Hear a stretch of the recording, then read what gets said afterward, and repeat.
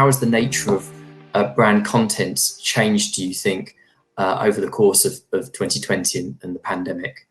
Would anyone like to jump in with some of their main thoughts on this topic? I'm happy to start off. I think there's been a bit of a change that was coming anyway with some of the way that brands are working with content, and it's becoming much less about driving consumption, and bigger brands are looking at being involved with content that has a sense of purpose. So, for example, there was a Unilever film on Channel 4 this year, Me and My Afro, which was funded by Dove Shampoo. I think we ourselves at Sky Media are working on a feature documentary which will be raising awareness for mental health issues in young men, and that's going to be hopefully funded by a financial brand. And I think there will always be brand funding content that's ultimately about pushing their message or having an association.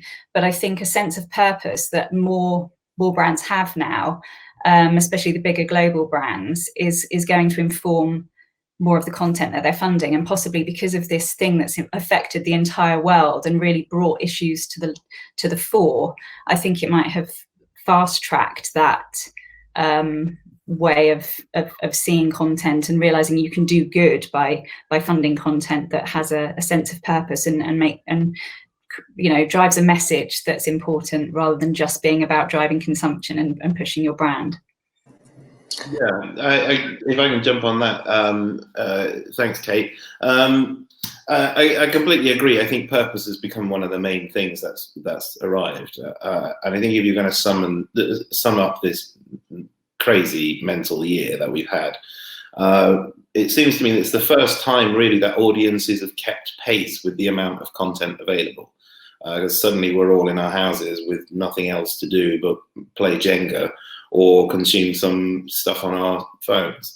And so we're consuming more than ever. Screen time is up more than ever across the board and so on. But at the same time, I think we've become more discerning about what we watch and what we pay attention to.